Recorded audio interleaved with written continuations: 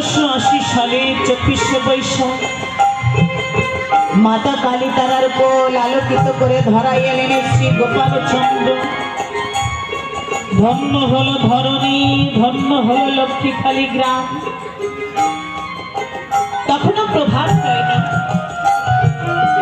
এমন সময় শ্রীহরি ভজন নামে একজন বাক সিদ্ধ মহাপুরুষ এসে হাজির হয়েছে। সবাই তাকে পাগল বলতো।